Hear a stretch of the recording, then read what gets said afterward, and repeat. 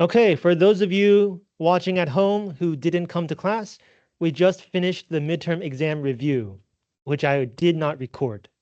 Haha, you should have come to class. Now, here's what I want to point out. For the final exam, it will look a little bit different. So the first, okay, ignore the points part. I adjusted the points from last year. The points are not correct. But for the first part, it's the same thing.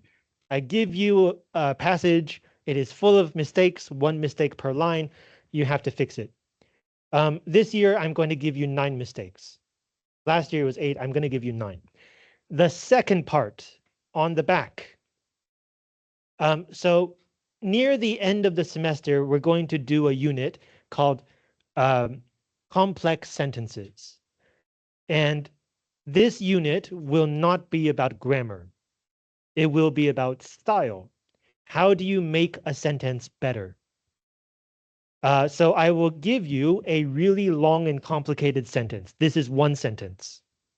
And I will ask you to simplify the grammar and or vocabulary to make it an easier to understand sentence. Your answer can be more than one sentence, right? Because this is a long sentence. You don't have to give me one long sentence. You can give me 5 short sentences. But the meaning must be the same and the grammar must be perfect. If you change one part of the meaning or your grammar is not correct, I will start taking away points. Now, because I know this is a hard to understand sentence, I will give you a Chinese translation, and I apologize to people whose native language is not Chinese or English.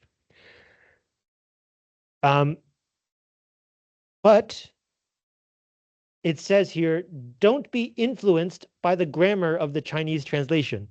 The translation will have the same meaning, but the grammar may not be the same. So it's just to help you understand what is going on.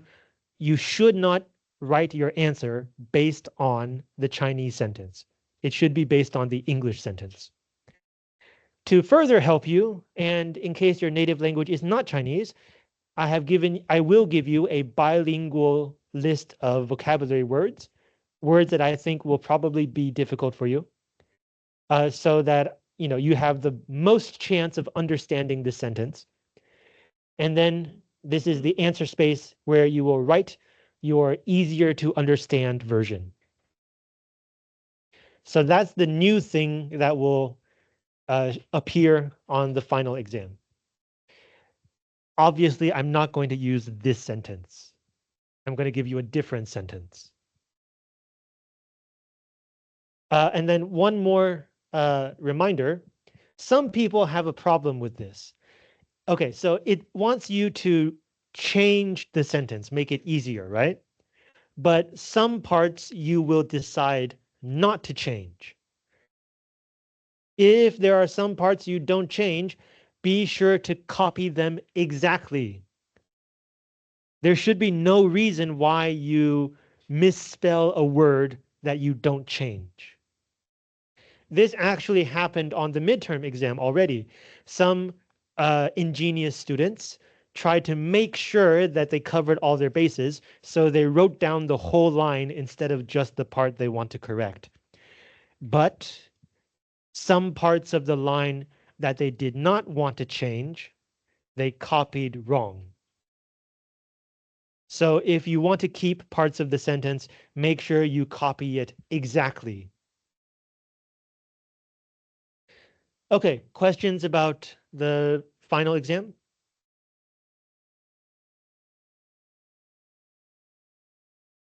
Okay, I'll say it again in Chinese very quickly. 所以期末考除了前面9题也是改错题，跟其中一样，第10题我会给你一句非常复杂又臭又长的英文句子，然后呢，根据我们上课单元讲的原则，你要把这个句子改得更容易读懂。你可以拆成若干短句，你可以换单字，基本上只要好读，比较看得懂就可以。但是要注意2件事情：一，文意不能变；二，文法要100%对。你只要文意有变一个地方，或是文法错一个地方，我就会开始扣分。啊，为了帮助你，我到时候会给你中文翻译，但是中文翻译是按照文意翻译，不是按照文法翻译，所以你不要被中文文法误导。另外也会给你单字表，确定你一定看得懂，就是这句在讲什么。If you still don't understand, you can ask me during the exam. 然后最后再提醒一件事情，就是有时候你有些地方不会想改，但是不改的话，你一定要确保100%抄对。有些同学明明是一样的东西，可是他抄的时候就会拼错，或是忘记什么逗点之类的。既然都已经在纸面上了，你没有理由写错。Clear? Okay. Other questions? Okay, so that's the final exam.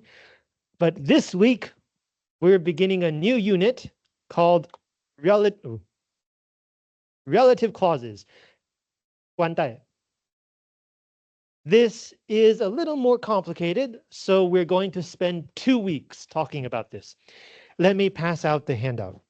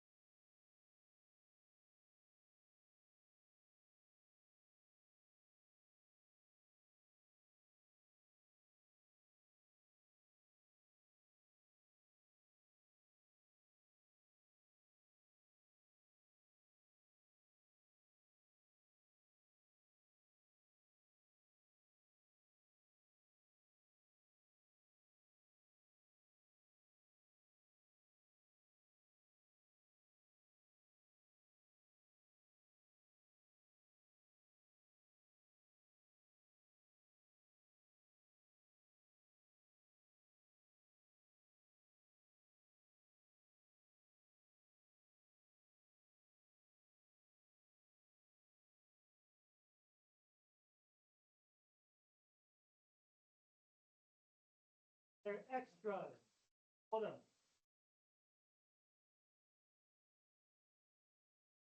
Does everyone have a copy? You must all it. Okay. Great. So this will be your handout for the final exam. If you forget to bring your copy, the PDF is also on Moodle here, second half, handout 2. Okay, relative clauses. Before the midterm exam, the last thing we talked about were noun clauses, indirect quotations, indirect questions. A noun clause is a complete sentence that plays the role of the subject or the object. It is a noun. A relative clause is an adjective. It plays the role of describing something, of describing a noun in the sentence. Therefore, a relative clause is not a complete sentence. Let me show you some examples, and then we will get into how you use them. So there are 2 kinds of relative clauses. One kind is purely describing something. You are just giving a description, which is, I didn't plan this very well. The second example, the book, comma, which I borrowed from CJ, comma, was very boring. This middle part is the relative clause. It is describing the book. It is telling you that this book I borrowed from CJ. And so the description is not essential information. It is extra information. That's why we put it between these 2 commas. If you take out the relative clause, if you delete this part, the sentence will still make sense. We still know which book you're talking about. The other kind of relative clause is also describing the thing, but it is also picking it out. It is telling you which thing. Therefore, it is giving you essential information. If you take out this part, the sentence will mean something different, or it will mean, it will have no meaning. So in this case, the book that I borrowed from CJ is saying there are many books. of these many books, one of them I borrowed from CJ. That is the book I'm talking about. So out of many, it is picking out a specific few. In this case, one specific book. Does that make sense so far? So if you see 2 commas, this is extra information. Even if you take this out, we already know which book you're talking about. But if there are no commas, then it is essential information. This part is telling you which book. Out of many, you are picking one. That's the basic principle. Now, sometimes you're not talking about a thing, you're talking about a person. So we still have these 2 kinds, right? The salesperson who called me, or let's start with that. The salesperson that called me yesterday tried to sell me a car. In this case, I have not told you about this salesperson. You don't know this person. You don't know what's going on. So this middle part is adding essential information to tell you which salesperson. The one that called me yesterday. You can use that for people, but you can and usually should use who, specifically for people. So these 2 sentences mean the same thing. It's just you're choosing 2 different words to begin your relative clause. There really is no difference here. But who is more common. Now, the reason that it's a good idea to use who is because here's your first rule. You cannot add a comma in front of that. You cannot add a comma here.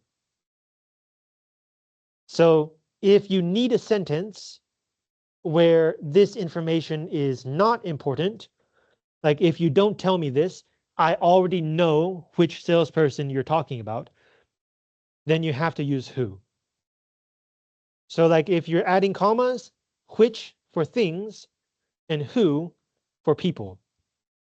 If you're not adding commas, you can use that for either one. Okay, so that's the general idea. So far, so good? Okay, now I'm going to start adding ideas onto it. Please try to keep up because there are a lot of ideas that we're going to add. The first idea is, as I said, you cannot add a comma in front of that. But you don't have to add a comma in front of which. So this sentence, sorry, these 2 sentences mean exactly the same thing. You're just using 2 different words, but the meaning is exactly the same. So how do you tell the difference between sentences with relative clauses? You don't look at the word, look at the commas. The commas are the key. Okay, so when I say this part is describing the thing, that may sound a little abstract. Let me translate this into Chinese and you'll hear it better. And again, I apologize if your native language is not Chinese. So the book which I borrowed from CJ was very boring. 我跟 CJ 借的书，那个的 right? 它是个形容词. So you're describing the book. And if we wanted to differentiate between these 2 using Chinese, this one you would probably say something like, 那本我跟 CJ 借的书，或是就是我跟 CJ 借的那一本书, which kind of implies you already know about this book. But if you translate this into Chinese, it's just a very straightforward 我跟 CJ 借的书. It's giving you new information. So far, so good? Okay, now let's add a little more information, a little more, some more ideas. The relative clause is describing something that is part of another sentence. So another way to understand relative clauses is you have two sentences that share one noun. Both sentences have one noun that is the same, and you are connecting these two sentences using that noun as a node, 一个枢纽, or a connector, 一个连接点. So for example, if we take our first example sentence, we can analyze this into two different sentences.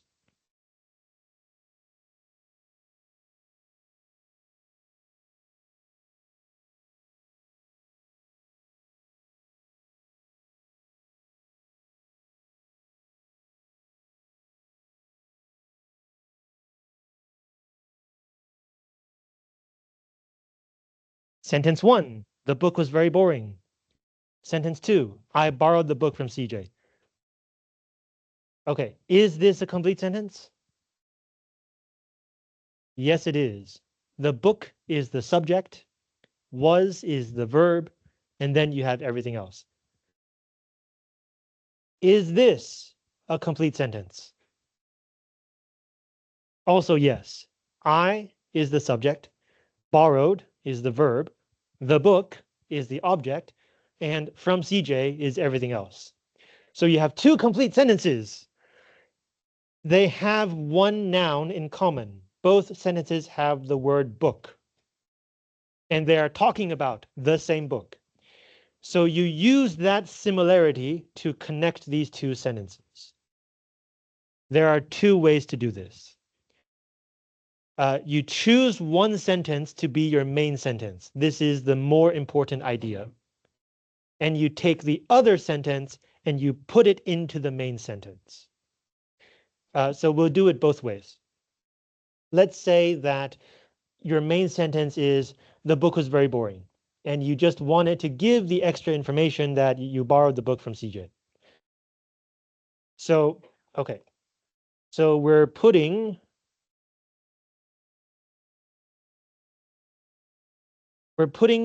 B into A. So how do you do this? First, you begin with sentence A. When you reach the noun that is the same in both sentences, then you jump to sentence B. And you write down the same thing, right? The book, you write it down again. And then you go to the beginning of sentence B and you start writing down sentence B. Skip the part you already wrote. Sentence B is finished. Go back to sentence A. Finally, this is repeated, right? So change the second one into a relative pronoun like which or that. That's why this word is called a relative pronoun, 关系代名词. It is talking about this noun. So we have the main sentence, the book was very boring, and then you inserted this information. I borrowed the book from CJ. You see how we connect these two sentences using the part that is the same.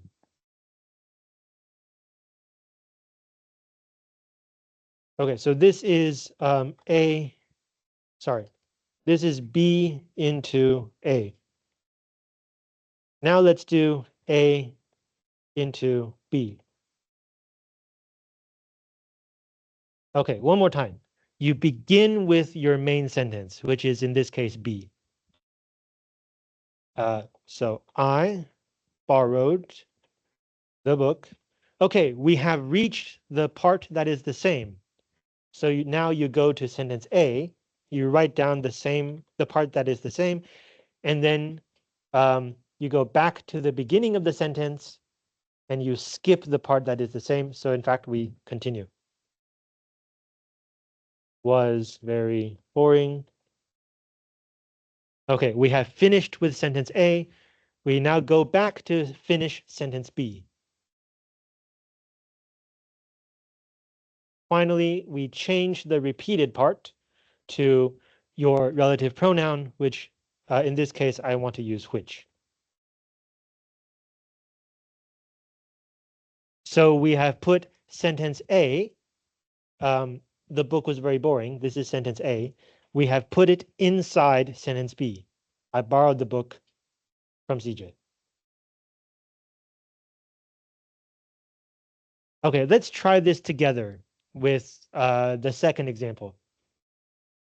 The second example, you have two sentences.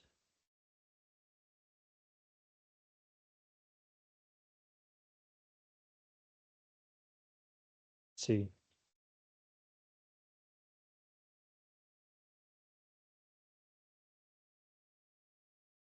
Sentence A is, the salesperson tried to sell me a car. Sentence B is, the salesperson called me yesterday. Okay, let's put B into A. How do we begin? A is your main sentence. What do we write first?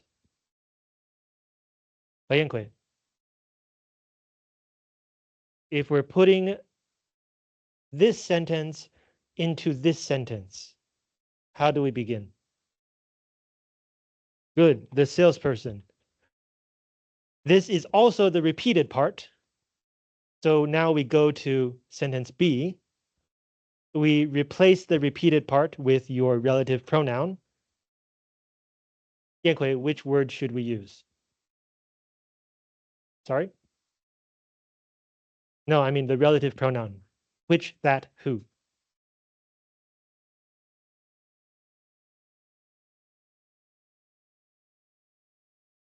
It's a person, right? So maybe we should use who? Yeah? Who? Yeah, no. We're putting B into A. So we have, this is sentence B. Now we're moving to sentence A. Who tried to sell me a car. So we have finished with sentence A. Now we're going back to sentence B. Called me yesterday.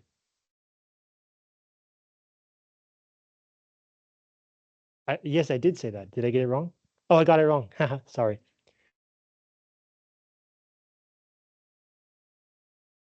In this case, the fix is very easy. Yeah, so put B into A. We begin with B, salesperson. Sorry, B into A. We begin with A. Salesperson. We reach the repeated parts, so we now go to B. Called me yesterday. Who called me yesterday? We have finished B, and then we go back to A and finish A.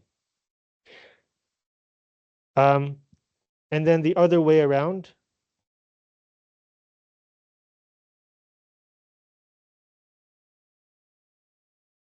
How should we begin?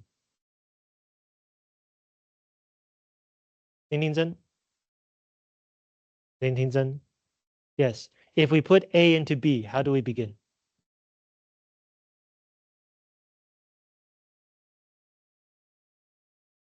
We are trying to put this sentence into this sentence. So this is the main sentence. What's the first thing we should write? Good, the salesperson. So this is from sentence B. And we have reached the repeated part, so now we go to sentence A. We're putting this inside. We have finished with A. Now we go back to B, our main sentence. There we have it. Okay. Okay, let's take a short break. And when we come back, I will keep giving you new ideas.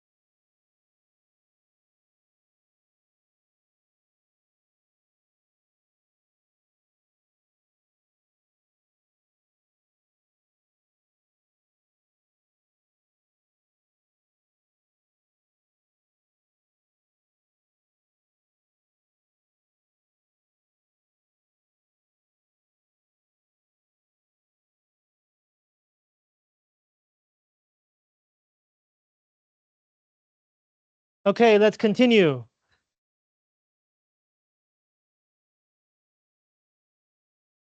Let's continue.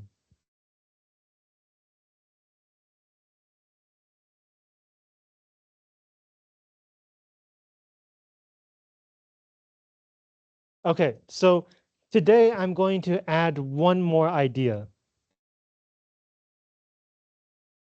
We have been talking about how the two sentences have one noun that is the same.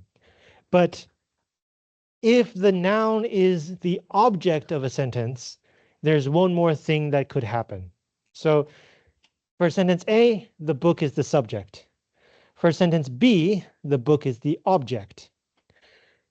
If you put the sentence where it is the object inside another sentence. So in this case, if you put sentence B inside sentence A, you can omit the relative pronoun. The book I borrowed from CJ was very boring is a perfectly grammatical sentence. Only if the sentence inside the noun is the object.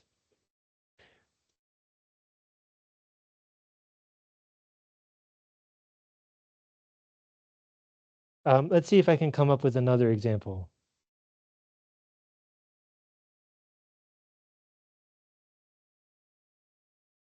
I can't think of an example right now, but like this is the kind of thing where you can just directly put sentence B inside sentence A. You don't even need to repeat that relative pronoun. But this only applies if there's no comma, right? I only took one sentence.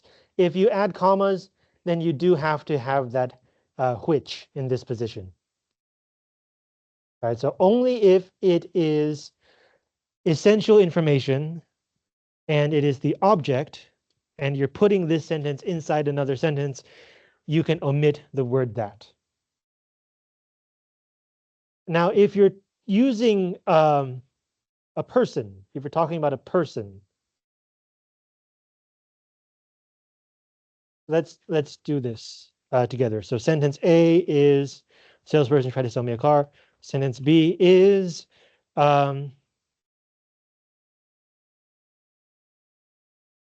let's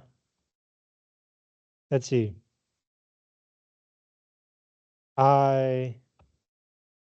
Give me a verb. Something non-violent, please. 给我一个动词.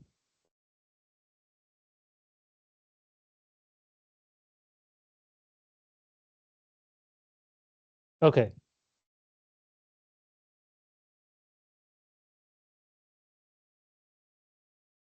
Let's say we're talking about the same person.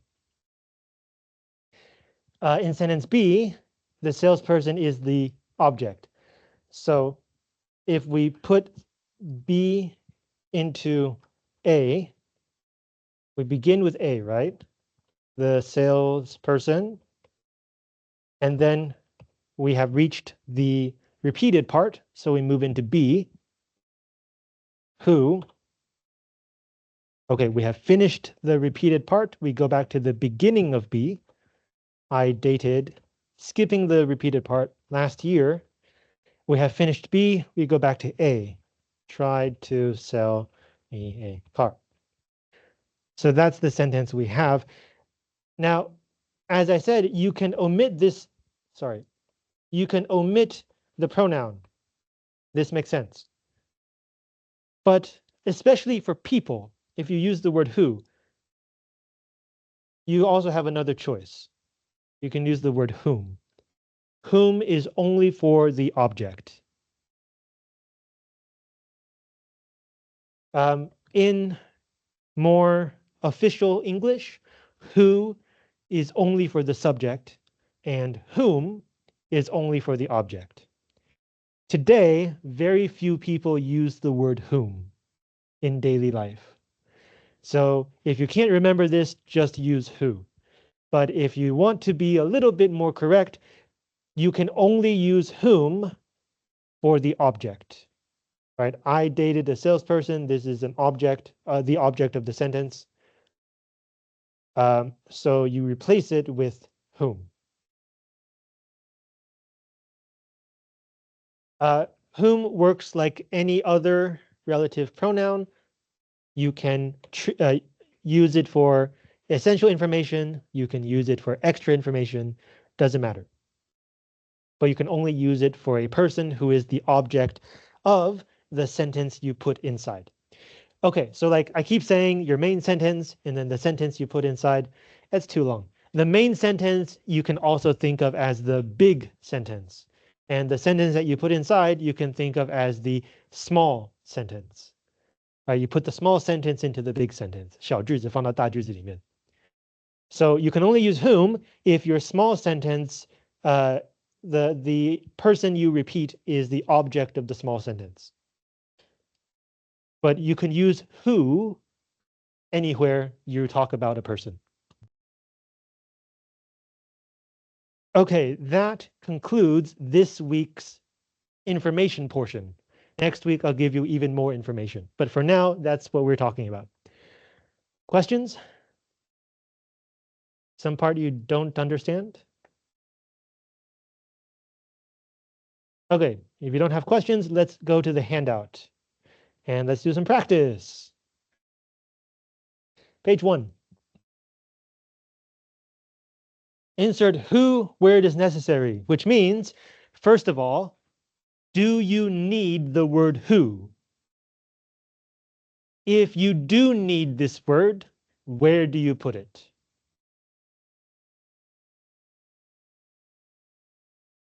Oh, only 4 questions. That's not too hard. I'll give you 3 minutes.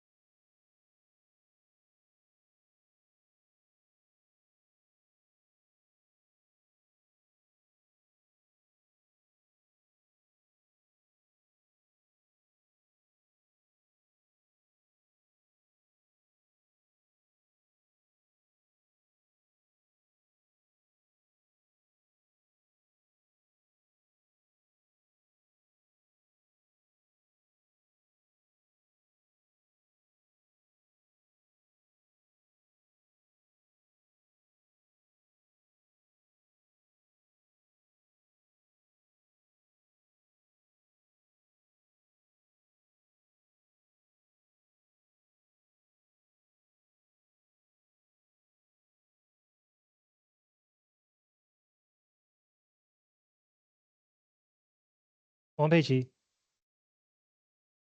Wang Peiqi. No? Zhang. Number 2, do we need to add the word who? Yes, okay, where? Before or after the people, yeah? I liked the people who sat next to us at the soccer game. So this is 2 sentences. I like the people and the people sat next to us at the soccer game. So the word the people is the connecting point of these two sentences. So we add who here. Good. Number 3, 朱增怡. 朱增怡. No? 刘振兴. 刘振兴. No? 陈世豪. Good. People who paint houses for a living are called house painters. So we have two sentences. People paint houses for a living, and these people are called house painters. So we add the who here. Good. Number 4, 曾小琪. After couples, good. Couples who argue all the time. In English, the relative pronoun is the same for singular and plural, 部分单复数. So couples is plural, but we still use who. Good. And number 5, 李凯成. 李凯成. Number 5.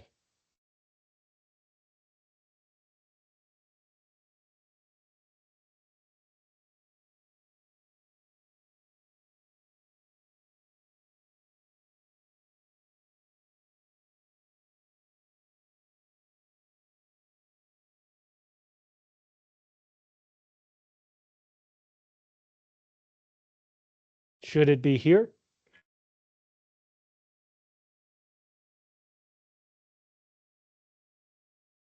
Good. Yes. This is a different sentence. An elderly gentleman started a conversation. The big sentence is started a conversation with me about my educational plans. So the big sentence is, I stood next to an elderly gentleman. The small sentence is, an elderly gentleman started a conversation with me about my educational plans. So you do need a word who here. Questions? Okay, so before we go into the next part, I remembered the example I was trying to give you. Let's see. The book was very good. So that's sentence A. Sentence B is the book was given to me by CJ. See, I also can give you a good book. If we put sentence B into sentence A, the book, and then we jump to sentence B was, or we repeat a word, right? So that was given to me by CJ, and then we go back to sentence A was very good. So as I said previously, if your small sentence is the repeated word is an object, you can omit this. But if your small sentence uses the repeated word as an object and the main verb is a be verb, right? Be verb. And this part is not one adjective, like the book was old. So that's like one adjective. If this is not one adjective, then if you want to omit, you have to omit the be verb also. So comparing these two situations,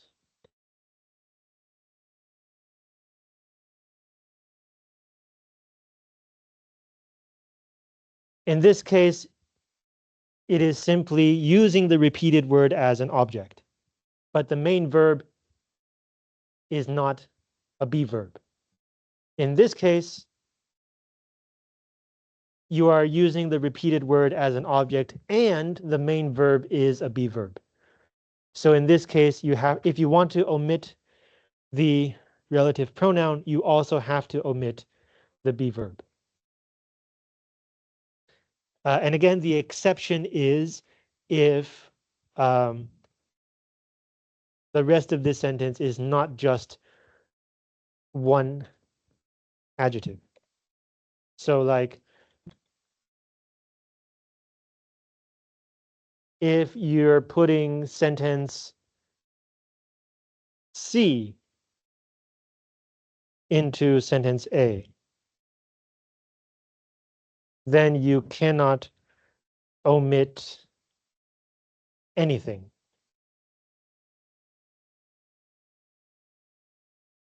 Look, the book, right? So we begin with sentence A, the book, and then we put in sentence C, right? Was old, so that was old. And then we go back to sentence A, was very good. If you take out that was, the sentence looks like the book old was very good. That doesn't make sense. You have to say the old book was very good. Right? So if your sentence is a be verb plus an adjective, then you can't do this. But if it's something else, then you have to omit both. Right. So like, again, this is week 1. We're gonna do even more stuff with relative clauses next week. Also, at this point, you might be thinking, why is this so hard? Why is this so complicated? Who would use this kind of sentence anyway? Can't you just have a simple subject, verb, object sentence and then just call it a day? You could. But the thing is, relative clauses are very, very, very common in English. For we, learning this now, it looks complicated because we begin with a simple sentence and we build our way up to a relative clause. For a native speaker of English, this structure is intuitive. They, because they grow up speaking English and they listen and they hear other people speaking English, they intuitively know how to use the relative clause. They may not be able to explain it to you like this, but they will use them correctly. So this is something that we, as non-native speakers of English, have to work extra hard to pick up, especially if your native language is Chinese, because Chinese does not have this kind of thing. I mean, you can say it, but it's really weird, and it can get very complicated. Like the salesperson whom I dated last year tried to sell me a car. In Chinese would be 我去年跟他交往的那一个销售人试图要卖我一台车, which in Chinese just sounds weird, right? You would instead in Chinese you would probably say something like, 你还记得我去年交往的那个销售人吗？他居然试图要卖我一台车, right? You wouldn't put it into one sentence, but in English you would. In English, this structure is more intuitive than separating it into 2 different sentences. If you go read like a book in English, especially if you read like older literature, which you may have to do in British literature next year, relative clauses are everywhere. They are literally everywhere. So even if you don't use them in your writing, you have to understand them in your reading. So it looks complicated, but it's very important.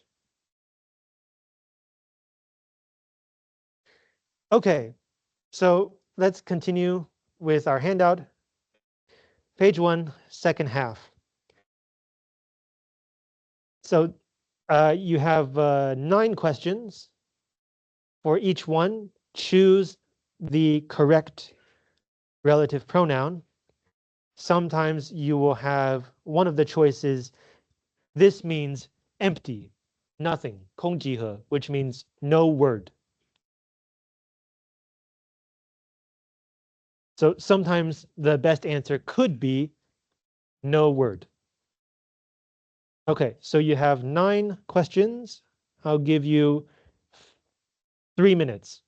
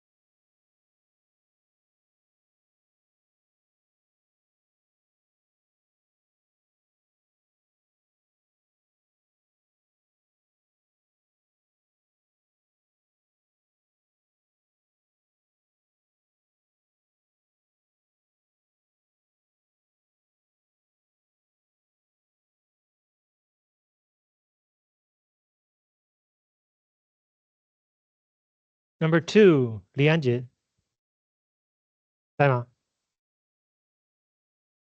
Okay, number 2.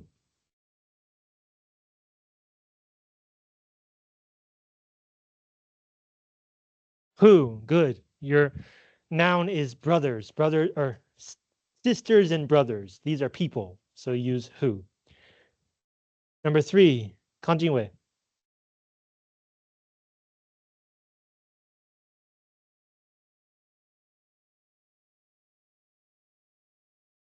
Number 3.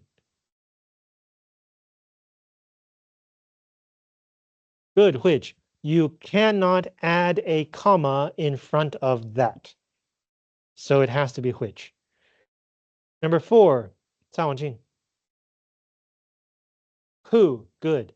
This sentence is members of my family are all interesting. So it's a subject. Who? Number 5, 吴亦恒. Is it a subject or an object?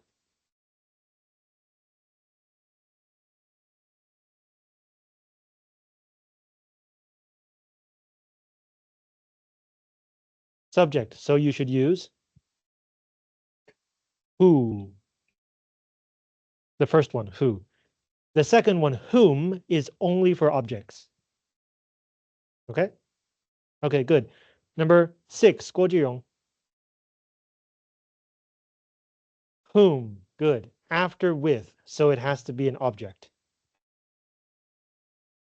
In English, after a preposition is always an object. Number 7, 林奕轩. 在吗? 林奕轩. Yes, number 7. Who. Good. Brother is a person. Number 8, 刘玉宁. 周一昌.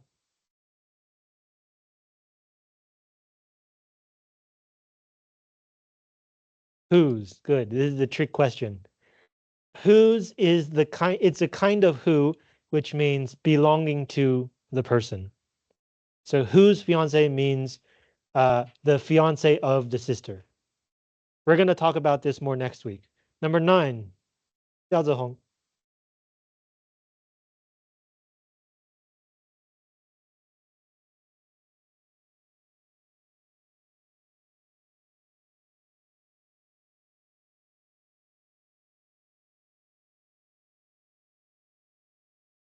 Let me give you a clue. The one. Is this a person? Yes, it is. Of my other 2 sisters, the one. So it's one of the sisters. So your answer should be, is it nothing or is it which? Nothing. Good. If it's a person, you have to use who or that. In this case, I am closer to this person, so it's an object. So you can just omit the pronoun. Right? I am closer to the one. It's an object. Number 10, 吕一轩.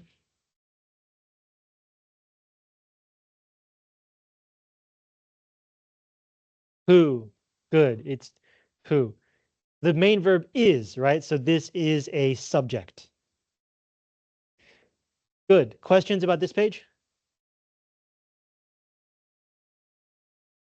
All right, next page. I'll tell you right now, today's homework, you have to finish up to page 9. Yeah. So page 2. Correct the mistakes. The mistakes are all related to today's unit, relative clauses. Every sentence has a mistake. Find it, fix it. 10 questions. I'll give you 6 minutes.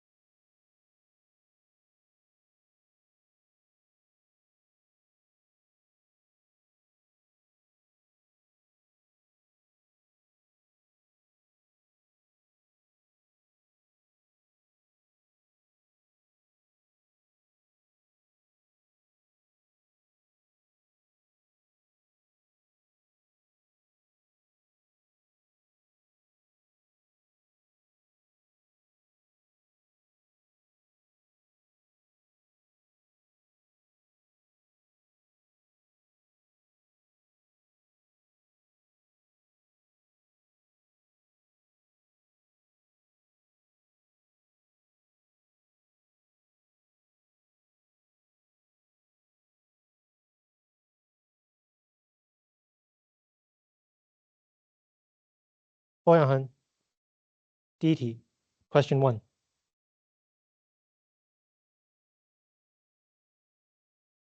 What's wrong and how do we fix it?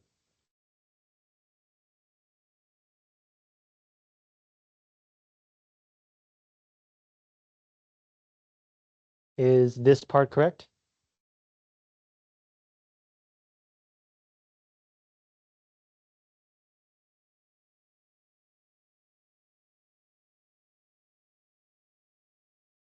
It's missing something, right? There were many people. Many people didn't have much money. So this is how we connect these two sentences. So we're missing something here. We're missing a relative pronoun, right? 一个关代名词. So is it who, which, or that? Who, good, people. Who. Number 2, 张晚琪. 张晚琪在吗？李文瑜. Yes, number 2.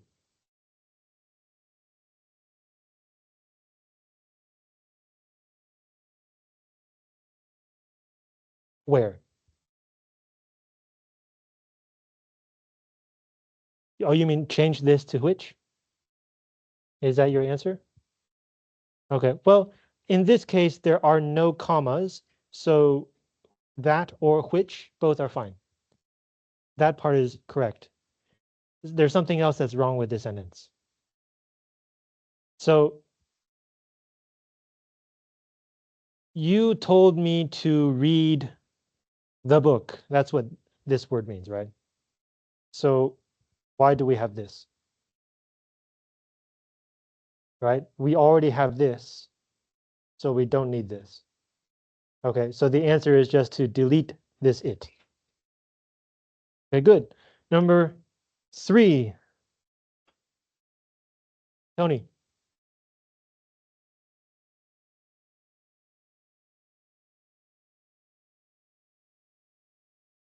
Good, yes.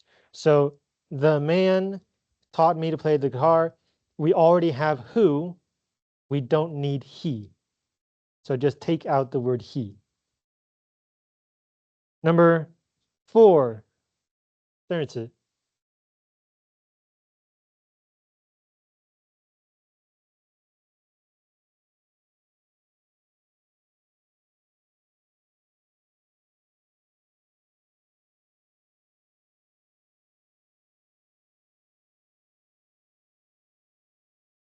Sorry, did you say take out this? Yeah, okay, good. So again, if you're repeating this word, then it should be here. Picture of the car that I'm going to buy, so you don't need the it. But in this case, I am going to buy the car. The car is the object. You don't actually need a relative pronoun. So the mistake here is you don't need this it. Right? The pronoun should be next to the thing that you are repeating. It should be here. Number 5. 黄心如.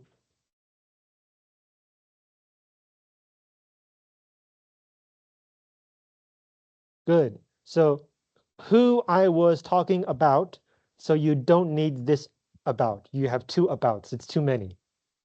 So just take this one out. Okay, this question actually has 2 answers. And we're going to talk about the second answer next week. But another answer is about whom.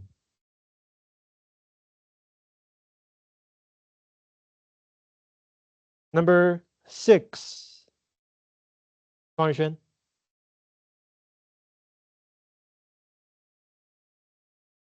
Good. The people who appear. You need to repeat this noun using a relative pronoun, who. Number 7. 王佑成.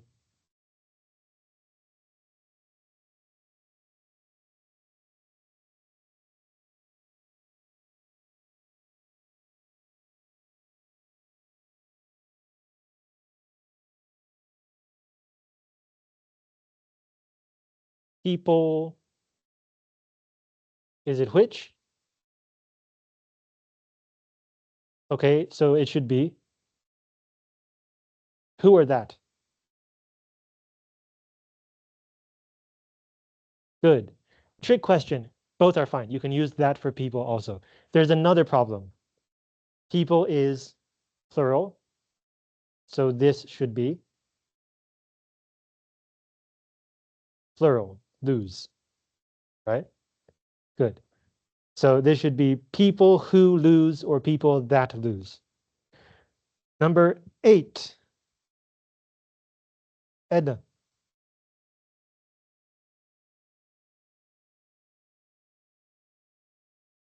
Okay, so that's one mistake. People who.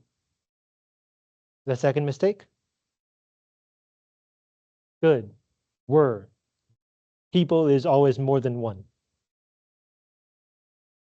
Number 9.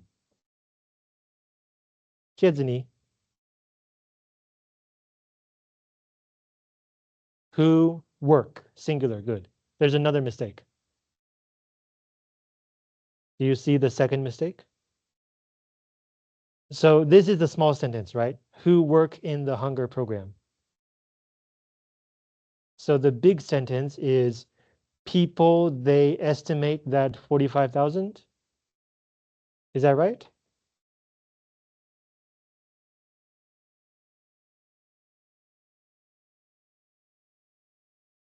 What is this word doing here?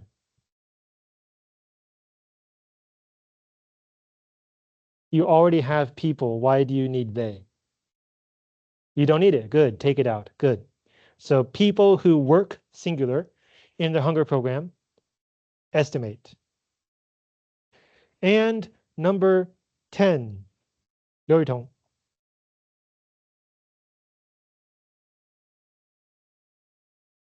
Good. An old man was playing a violin. You don't need the who. Take out the who. Questions about this page? Okay, page 3. That's a lot of questions. Okay, so I'm going to leave this for homework. Your homework is please finish page 9.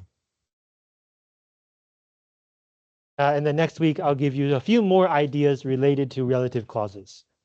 If you have questions, I am here to answer your questions. Again, this is very important. So please try your best to learn this. Okay, see you next week.